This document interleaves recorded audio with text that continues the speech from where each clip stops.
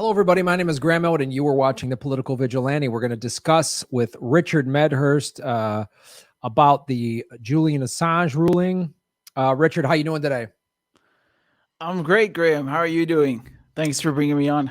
Hey, no problem, man. I know you're probably in the middle of the night or wherever you're at right now, so I appreciate you accommodating us on such short notice. So let's just get right into it. As of, I think, Friday morning, London time, the courts gave the worst ruling for freedom of the press and justice. Basically, why don't you tell everybody, because I know you've been following this case very closely, what just happened, how it happened, and we'll go from there. Yeah, so this happened this morning, at 10:15 a.m. The whole thing lasted 10 minutes, not even 10 minutes. They the High Court justice, he's just reading out the ruling casually as if it's nothing. And basically the High Court in London decided to extradite Assange. They basically said that the January decision, which blocked Assange's extradition to the US on health grounds, was, the judge made a mistake. They said that, they accept the health grounds. They accept that, Assange is suicidal and that he'll be even more suicidal if he's extradited to the US, and that the judge, she didn't make a mistake in how she evaluated whether the extradition would be oppressive, which is how she blocked it, right? Under Section 91 of the Extradition Act, you have to say the extradition is oppressive to the person's psychological or physical well-being, which it is, and that's how she blocked it. But she agreed with all the political crap. So she agreed that, he's a hacker, he committed acts of espionage. That's why it's so problematic, because we're not talking about any of this anymore. It's only about his health. So the High Court agreed with all this. They threw out the U.S. appeal on health grounds, and they were also trying to smear the doctor, Professor Koppelman, who's like a leading neuropsychiatrist. They tried to smear him as, being not being an impartial witness to the court and things like that. They threw all this out. However, they agreed on two grounds of appeal. The first one, they agreed with the U.S. prosecutors that the judge should have told them in advance about her provisional view so that they could have a chance to give these diplomatic assurances. And the second grounds of appeal, which they agreed on, is the diplomatic assurances themselves. So the U.S. has given assurances. They've said, fine, you think Assange is going to kill himself in the U.S. because the prison conditions are so bad. We won't put him in special administrative measures, in SAMs, which is, it's like you're completely isolated. They monitor all your communications, even with your lawyers. It's just the worst. So the U.S. is saying, we won't put him in SAMs. We won't send him to ADX Florence. ADX Florence is this federal supermaximum prison in Colorado, where they put like the worst of the worst, Richard Reed, the shoe bomber, etc. So they said no SAMs, no ADX, and he can serve his sentence in his home country, Australia. The lead prosecutor, I remember watching him say this in October in court. He said Assange can look forward to going to jail in Australia, and therefore he's not suicidal anymore. This is the kind of stuff they're saying. So the problem with what happened is that the High Court in England trusts these assurances from the U.S. government. And man, I mean, let me tell you, you cannot trust these assurances. Obviously, because the whole indictment is political. They're criminalizing journalism. They're going after Assange because he embarrassed the State Department. He embarrassed the CIA. I mean, this is just common sense that it's political. But there's proof. I published an article a few days ago with these classified documents from the U.S. Embassy in Madrid, the U.S. Department of Justice. They've given assurances before, diplomatic assurances, right? The prosecutor told the High Court judges, these are special assurances. They're diplomatic ones, and they're not given out like Smarties. Okay, sure, I believe you. Well, here were some diplomatic assurances they gave to a guy named David Mendoza. Mendoza, he's a U.S. citizen and a Spanish citizen. And they wanted him for drug trafficking. They extradited him from Spain to the U.S. in 2009. And they told Spain, they agreed with Spain that he must serve his sentence in Spain, right? So that's the law. You have to be in a prison close to your family. You can't destroy the whole family because someone in the family committed a crime. You have to jail them near the family. And, he's living in Spain at this point. He's married. He has children. And you can't give him a life sentence. That's another condition they put. And you can't try him for currency structuring, because there's no life sentences in Spain. There's no currency structuring. And I just want to read you very briefly what the assurance said. This is from the U.S. Embassy in Madrid. This is a diplomatic note, just like the one they sent for Assange. And it says that the Western District of Washington at Seattle indicated that it does not object to Mendoza making an application to serve his sentence in Spain. That's not the same thing as we'll send him back to Spain. The United States can't even block that application anyway. And with Assange, they've done the same thing. They didn't say we won't put him in SAMS and we won't put him in ADX. They said we won't put him in SAMS unless he does something that would meet the test for an imposition of SAMS, which could be anything. He could fart in the jail cell and be like, see, he's got to go to SAMS. I mean, the CIA gets to have a say in whether Assange is placed in SAMS. I mean, officially the decision comes from the Attorney General, but the CIA can have input. So, he could fart or cough and they'd be like, quick, put him in SAMS. And they could say, we never broke the assurance because we said that if he does something bad, he does a doo-doo, we can send him to SAMS. And this is how they game the system. So in the assurance itself, they're already giving themselves a back door. And the other thing where he can serve his sentence in Australia, it doesn't work like that. You need Australia and the US to both say they agree to this. You can't just have the US say, Assange can serve his sentence in Tanzania, and Tanzania says, we never agreed to this. Australia will say the same thing. Australia has been dead silent, and it's a Five Eyes country. I don't need to explain that one to you. They have thrown Assange to the wolves. So, with Mendoza's case, they screwed him really good. They kept him 7 years in the U.S. And he sued Spain in the Supreme Court twice. He sued Obama's Attorney General, Eric Holder, for breach of contract, because Mendoza got lucky. He didn't just have diplomatic assurances. He signed this contract that actually specifically says he has to be sent back to Spain. He can't be given a life sentence. And they screwed him. They wouldn't give it to him. They said, this is a classified document. You can't have it. And he got it from a judge anonymously, and then he was able to sue the U.S. So he had to sue them in court. He's suing Spain, he's suing the U.S., and only then they sent him back. And, he told me that, if they did that to him, if the United States screwed him like that, and he's just, just for money laundering and drug trafficking, what are they going to do to Julian Assange? So, the fact that the judges, the high court judges accepted these assurances is a catastrophe. I mean, I don't even know what to say. It's just, you can't trust these assurances. Even if you read them you take them at face value. It's in the wording. They have a back door. But this is evidence. This is evidence. The United States has broken diplomatic assurances before. And the lead prosecutor, he stood there in the high court and he told the judges, the United States have never broken a diplomatic assurance ever. He said that word for word. I heard him say it. And here's the proof that that's not true. And Assange's lawyers, they brought up Mendoza's case. They said, you guys screwed him. You broke the assurances to him. And Lewis, the lead prosecutor, he said, yeah, but in the end, Mendoza was allowed to go back to Spain. Yeah, after 7 years, after he sued the DOJ, after he sued Spain in the Supreme Court. So this is the game that's going on here, right? And the whole ruling today, the whole ruling from the High Court is based on the assumption that you can trust assurances from the United States. Well, I'm sorry, I don't think you can. Wow.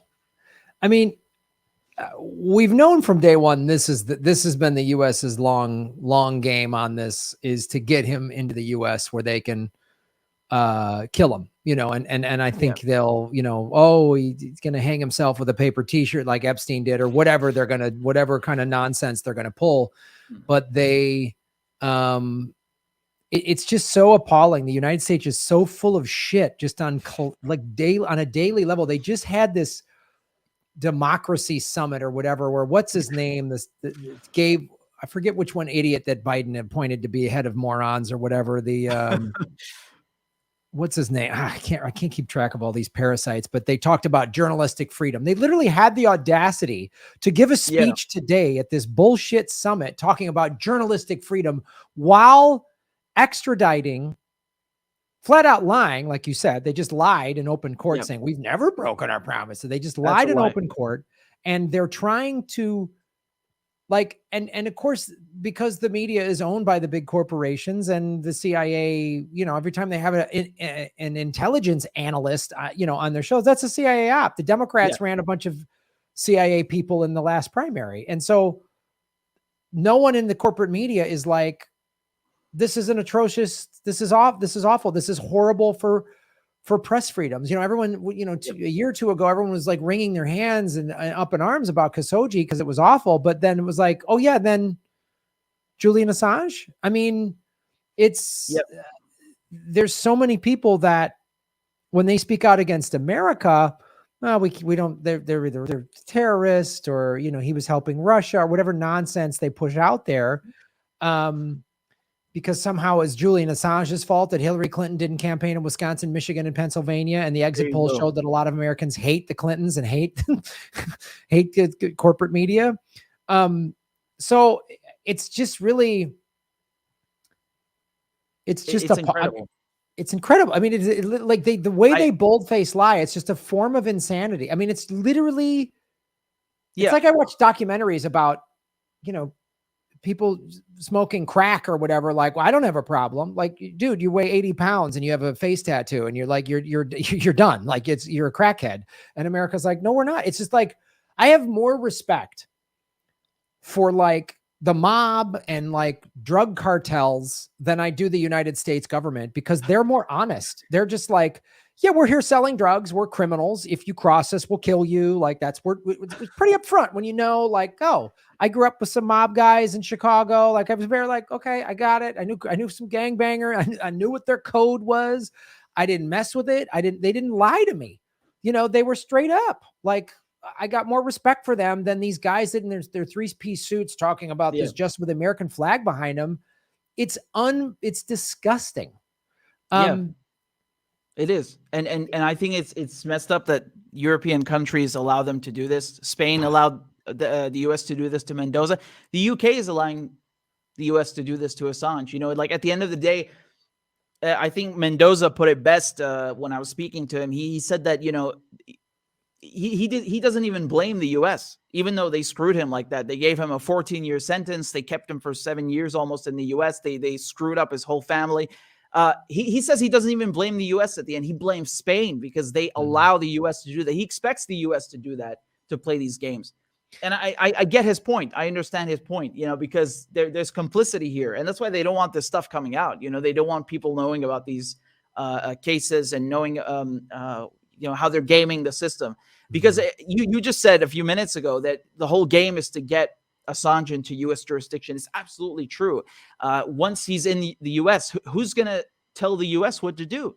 You know, like I said, Mendoza, he got even luckier than Assange. He had an actual contract that was signed between him, Spain, and the U.S., and they violated it. So that was very explicit. Assange doesn't even have something explicit. And even if he did, they'd probably screw it up and violate the assurances. You know, they're saying that they won't place him in SAMs, in special administrative measures. Yeah, but they have other things they can do. They can put him in a special housing unit or a communications management unit. They got all these fancy names to just put someone in solitary confinement, different flavors of solitary. So, you know, they could just build a brand new classification of imprisonment for Assange and then say, you see, we didn't violate the assurances. We only said we won't put him in SAMs, maybe. And so this is how they play the game. And yeah, it's like you said, the corporate media, I mean, they're garbage. You know, you go watch.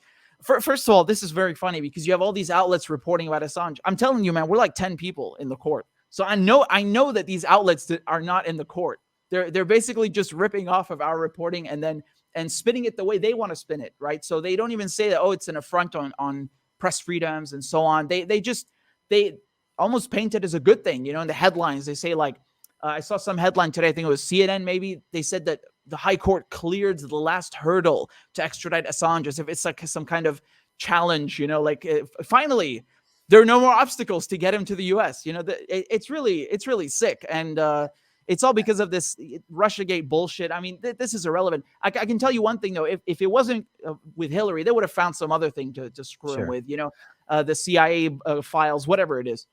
Well, so you were in the courtroom. And remotely, at least. Yep. Remotely, right? And I think, I mean, this is just my theory. My guess is why they have like 10 indie media journalists in some remote thing is then CNN, when it says cleared hurdles, everyone believes CNN. And when an indie journalist like you comes out, it's like, well, who's this guy?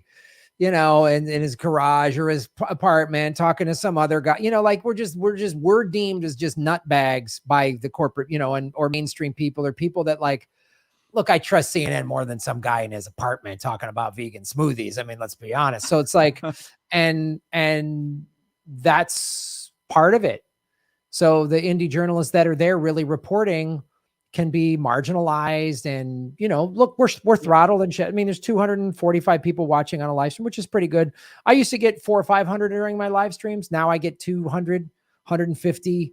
My views are down on everything. The only place I'm getting honest reporting is Rockfin, because they're not owned, their blockchain and their cryptocurrency. So it's, you know, and then they've throttle our message. So, you know, you have to really search us out to find us. And our world, admittedly, I wish this wasn't the case.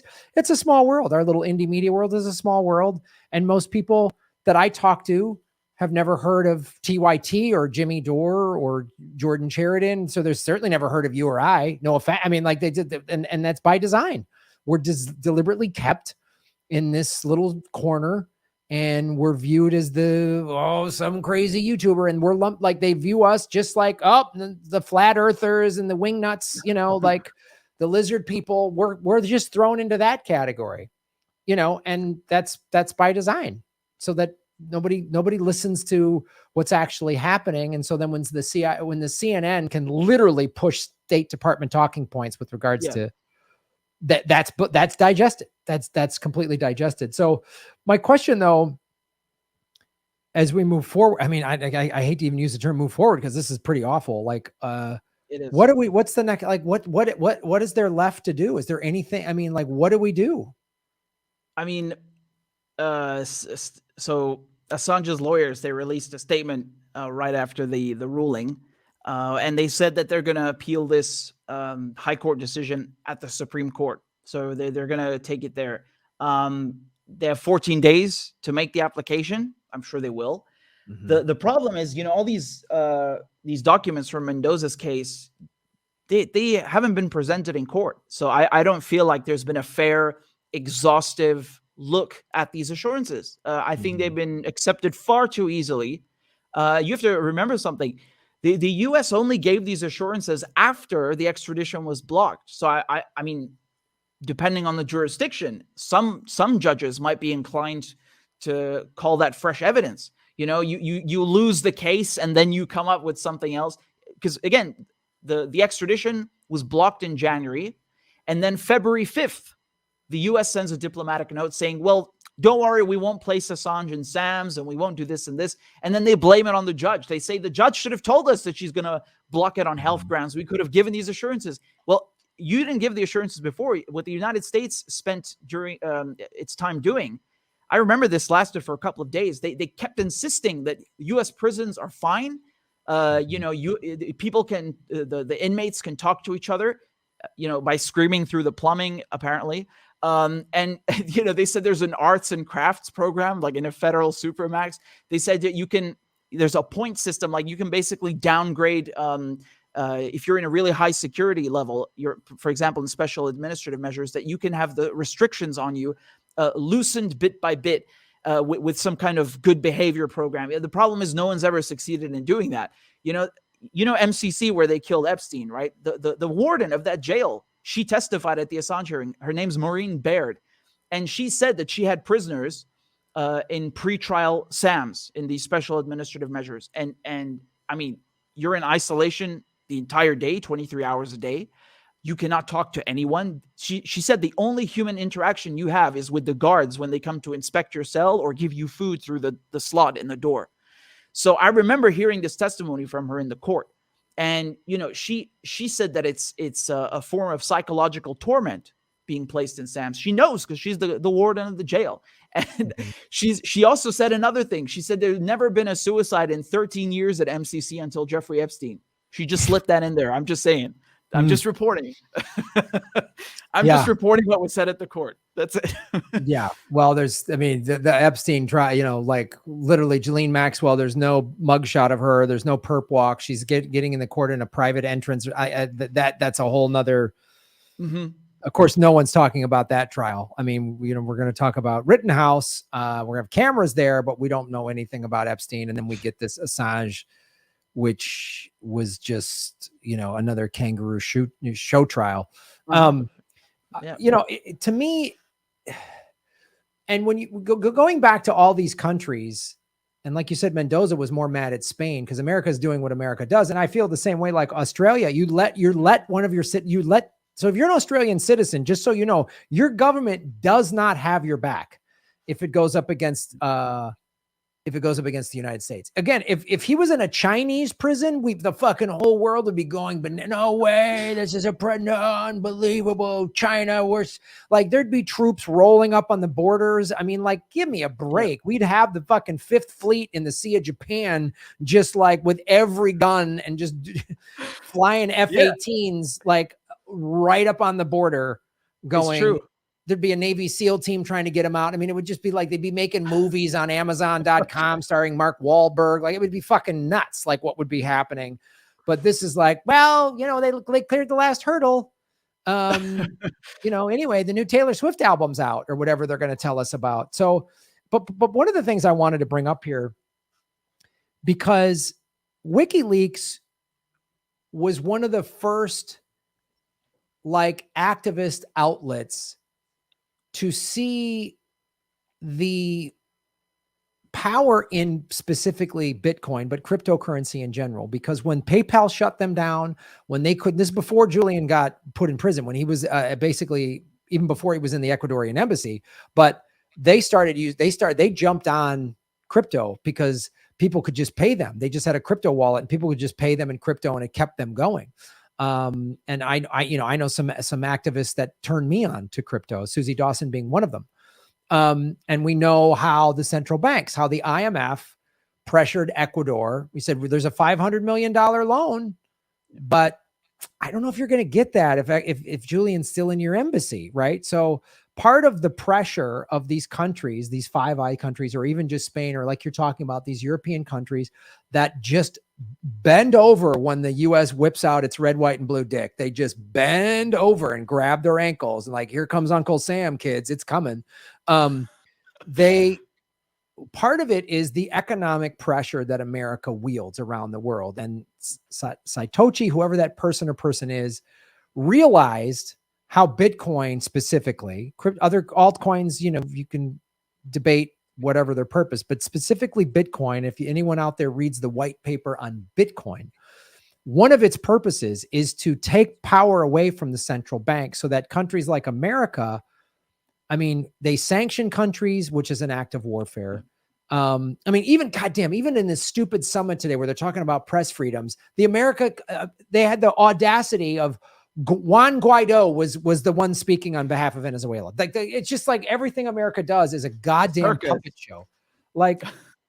So to me, and you're on Rockfin, so I'm assuming you have I don't know what your level of interest or understanding of crypto is, but I'm sure you have some level of it just being on Rockfin. Is this the way out of this kind of just a complete hypocrisy and lies and abuse by the American empire and all of these countries that just have to take it because they don't want economic sanctions against them. They're afraid of America in so many ways. Is this our way forward out of this? I think it is, but I'd love to just know what your thoughts are on this, just in general, because America's going to keep doing this as long as it has the money and the power and the military to do it. Yeah, I think those were some excellent points that you brought up, because it really is not just a military thing; it's an economic thing. This menace that America poses to other countries, this threat that it poses to other countries, with sanctions, whether it's Venezuela or Syria or so on. And one of the reasons, it's not the only reason, but one of the reasons they do this to these countries is because, for example, they don't have enough debt, with the IMF, or they're not completely linked into the international banking system, or they don't allow American corporations to come in and take over, or Western corporations and banks to take over their market. So it's really capitalism on an international level. And that's what it is. It's kind of, it really is like the mafia in a way. You don't give us a cut. You don't give us a portion of your resources, of your market. We're going to screw you with violence. And so one of those forms is definitely economic, because like you said, sanctions is an act of war. It's siege warfare. It kills people. It hurts people. And, I think I got to be honest, my technical understanding of crypto is not that good, but I definitely think that if anything that is helping to circumvent, the international, let's say the U.S. stronghold or strong arming of the international banking system is definitely the way to go. This is, for example, why recently when Iran and China, they made this 25-year partnership, they've integrated Iran into the Belt and Road Initiative. They said that, instead of having an exchange where Iran gives its oil to China in exchange for dollars, what they're doing is that Iran would give its oil in exchange for investment in infrastructure, basically building infrastructure, railway and things like that for Iran. And this is a good thing because it's not giving more power to the US dollar. It's allowing Iran to offload its oil because, Trump, he comes in, he rips up the nuclear deal, and then he puts sanctions on the oil sector. So Iran has nowhere to get this oil out, and it's losing a lot of revenue. And so this is one way to mitigate that. And I mean, just recently, it was a 10-year anniversary of Gaddafi's death. One of the reasons they screwed him, and again, this is from, you can see this in Hillary Clinton's emails, it's because he had gold. And he had, I think it was 144 tons of gold in the Libyan bank. And what did he want to do with this gold? He wanted to use it to create a common currency in Africa, a golden dinar. Why? Again, to get past the US dollar, right? Because he wanted African countries to control their resources and to control the currency in which they sell those resources, to really control everything. And look what they did to him. They pillaged Libya. They assassinated him. And it's not just the US, by the way. I should add that there are 14 countries in Africa who use this French currency, the CFA franc. It's really a colonial currency. They use it in West Africa, Central Africa. And it's right in the emails. Like, France was very aware of this, that if Gaddafi's plan worked, and there was interest from other African countries, the US dollar would be undermined, US monetary hegemony, and French monetary hegemony. So, I mean, they killed him. They fucking killed him over this. And they screwed up these plans. So anything, whether it's crypto, whether it's alternative currencies, they hate this and they're ready to kill for it. I mean, it just shows you how much of a threat they perceive this as. Because they realize that's where the real power is. I mean, any country, any leader that went off the petrodollar, Saddam did, Gaddafi did. I mean, you go off the petrodollar. I mean, China has, and that's why we're like, China's so bad. It's like, we're literally in the same newscast. It's like, stop Asian hate, stop beating up old Asian women and blaming them for COVID. But China's the real enemy. Right. Like, it's really like they don't see the hypocrisy in those statements. It's unbelievable. And not excusing any authoritarian stuff that China has done. I'm not excusing that at all. But the America, we're not afraid of China's authoritarianism. We're not afraid they're going to come in and turn our country communist. We're afraid that they're going to have more money, financial power than we have. And of course, America's tactic throughout the world is just depose democratically elected leaders, sanction, bomb the shit out of people, and take what we want. Where China is doing this crazy concept of going to countries like Iran and going to Africa and saying, we'll give you a bunch of money. We'll pay for your infrastructure to open up. I mean, China has gone to all these countries and put money into ports and trains and because they're like, oh, here's a whole new market for all of our products because we have a cheap labor force, right? And they need oil for this. So they go off the petrodollar. They create the petro yuan. They create these pipelines with Russia and this deal you said with Iran. And it's like, because that's a threat. America we are the world's bully. America is the problem. America is the enemy. And Americans have been so sold this American exceptionalist propaganda, and we're sold the propaganda that we need to be fighting in this red state, blue state nonsense, when in fact we're in class warfare and Americans are deliberately being divided. We're being pushed down the road into a civil war. America's being pushed into a civil war because they'd rather have us fighting with each other than, they looked at the summer of the George Floyd protests and went, oh shit, and they don't want people uniting, so they have to keep dividing us, so they're going to do it. And the Rittenhouse verdict is a great way to keep America divided. This vaccine shit is a great way to keep people divided. Anything to keep Americans from going, the 1% is the problem. They control both parties. They control all major media outlets, not just CNN, Fox, all of them awful. Like we should have free healthcare, all this stuff, on and on and on. But America, and we have no freedom of press. We are not a representative democracy. We are a kleptocracy run by oligarchs, and we are a psycho death cult. That basically an extension of the British Empire. Basically, yeah, exactly. We're the British Empire is actually not as insane as America. What the current status of America? I mean, the mass school shootings. That keeps happening. I mean, 100. We've had 700 mass shootings this year. 700. That's 100 gun deaths a day. That's on top of the mass shootings. America is like dealing with people who are drug addicts in a cult, who just see everything, and everyone's fighting over this dumb crap. And I don't know. That's why I'm just like, I mean, just amass as much crypto as I can and move to a country with free healthcare. Yeah, I mean, just to circle back to Assange, I mean, this is precisely the problem, is that you have U.S. law being extraterritorialized. You have, I'm standing in a UK court. I'm at the Old Bailey in London, but this is not British law that's going on here. Right. Whatever that means. It's not like as if the United Kingdom is some example of perfect equality. But you get the idea. It's really like the Espionage Act, the 1917 espionage, being implemented in the UK, and the judge, she even found equivalence. She went through the Official Secrets Act and found equivalence. And I mean, I don't want to know what kind of precedent that sets. And you can see Priti Patel. I don't know if you've heard of her. She's the Home Secretary. So I mean, the authoritarian crap that they're doing in the UK, it's absolutely unbelievable. They've passed a Nationality and Borders Bill. They can basically strip you of your citizenship, and they don't have to tell you now. And they've passed. They're trying to pass this other thing, the Police Court Sentencing and Crime Bill, where the cops can just come and shut down a protest on the spot. They don't even need a reason, except they can call you annoying, like a nuisance. That's actually in the wording of the bill.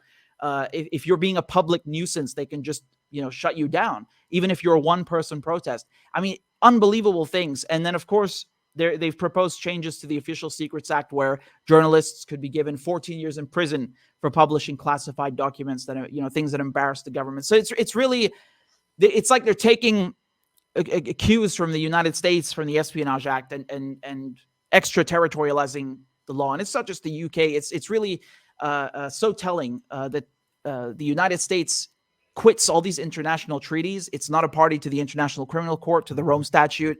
It doesn't want to be in any kind of thing that can possibly hold it accountable. The only international accords the U.S. keeps are extradition treaties, because it wants to keep its law as the law of the land, even outside its own land. So I think that's very telling. I know, yeah, that's basically what I wanted, the point I wanted to make. Yep, it's true. It's America, like, literally is forcing its law around the world, and really doing whatever it wants, whenever it wants. And then it's selective outrage. Oh, what happened to Khashoggi was an outrage, but Assange, hey, that's justice. Like, it's just, the crap you hear about that is unbelievable. Like, oh, he's a traitor. He's not even American. Who's he a traitor to? The CIA? Yes. Like, what does it mean? It's just like, God forbid the United States military is held accountable.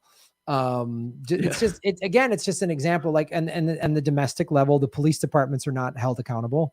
And there's no civilian oversight of the police departments. It's like internal affairs. You have cops investigating cops. Oh, okay, cool. Right. Let's have drug dealers investigate drug dealers, and see how that works. So that's exactly it. That's exactly it. And it's the same thing what you just said with the cops investigating cops. The same thing with the military, right? They investigate themselves and they find, oh, there's no evidence of war crimes, and that's it. And when you, because you got to remember something. This collateral murder tape with Assange, where you have this gunship in Baghdad, killing Reuters journalists, killing Iraqis in 2007. They actually lied to the Reuters bureau chief in Baghdad. They only showed him the first 2 minutes, and they didn't show him the rest of the video where you hear them laughing in the helicopter and shooting at other people.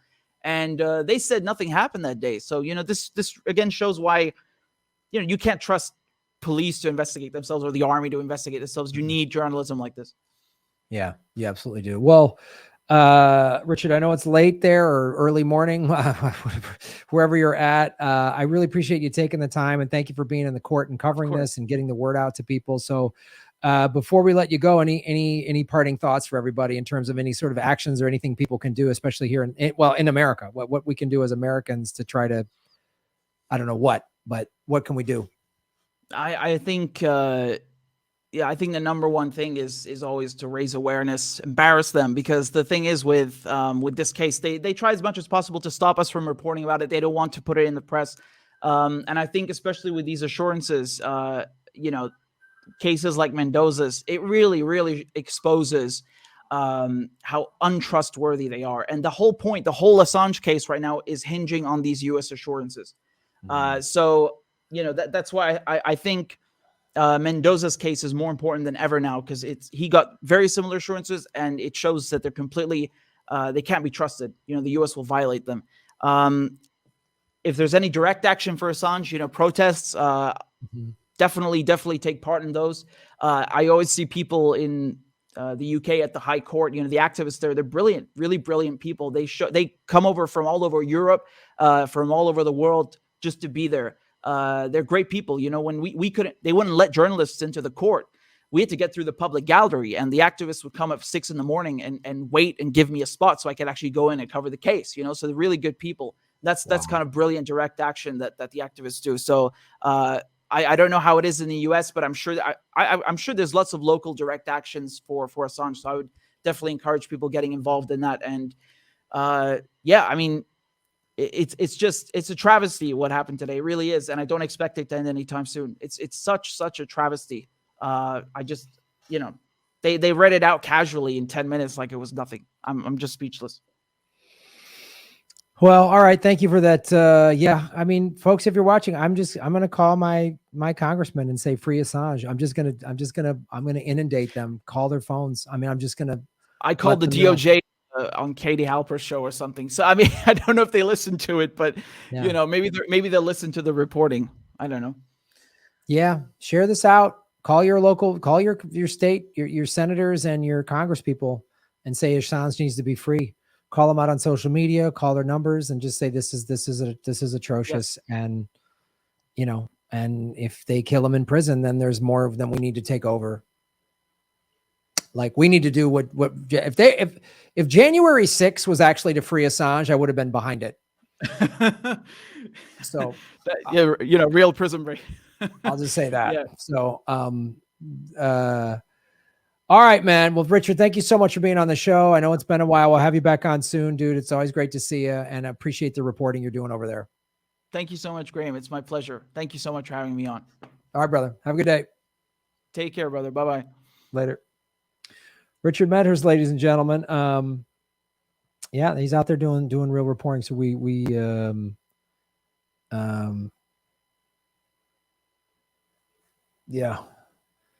here are the representative phone numbers to call, and the website where you can get your direct number for your representative for the Senate, the House of Representatives and the Senate. That's on the screen right now. So call them right now. Hey, everybody. Thanks for watching. We are still in our 9th month of demonetization from YouTube. So support what we're doing at patreon.com/Graham Elwood or rockfin.com/Graham Elwood, which is a blockchain cryptocurrency platform. It's free to sign up, and there's a premium level at $10 a month. And for that, you get everybody on the platform's premium content. Myself, Lee Camp, Ron Placone, Jimmy Dore, Whitney Webb, Kim Iverson, Abby Martin, and many, many others. You can also support what we're doing at Venmo at Graham-Elwood. and go to grahamelwood.com. We have a PayPal button and a PO box. I also have crypto wallets, which are all in the show notes. Thanks for supporting what we do.